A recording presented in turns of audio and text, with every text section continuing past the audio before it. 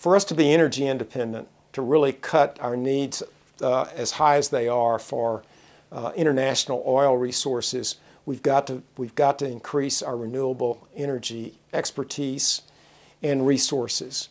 That's a difficult challenge in this environment. It's expensive. It is time-consuming to fully develop a geothermal plant, for instance. But if we're going to be energy independent, we have to add those assets to our mix. We can't simply depend on the oil and gas industry to get there.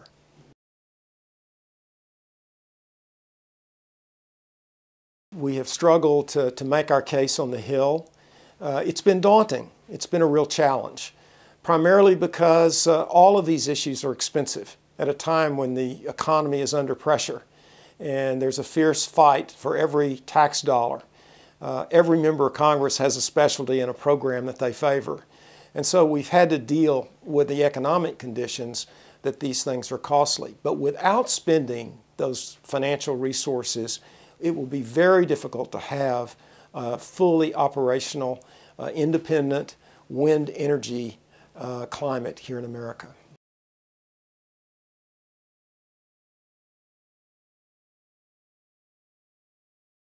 Well, I'm a firm believer in talking directly to members, and I think a grassroots effort, and I don't mean by numbers, but I mean leaders that are involved in the industry, that are in a congressional district, that can talk directly and personally to their member so they have the time to educate them on the importance of the industry for their district and their state, but also for the nation as a whole, is the most important that can be done. Much more important than what we do in Washington lobbying members on the Hill.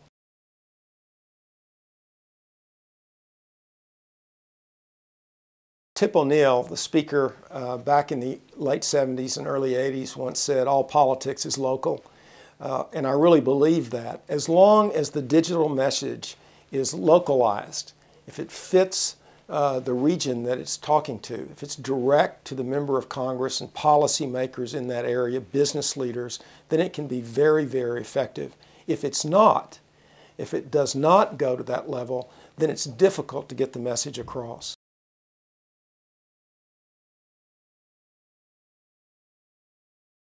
It's very exciting what's happening in the renewable industry. There are investments now in wave energy research, really pushing the envelope to give us some kind of picture of where we could be in the next generation.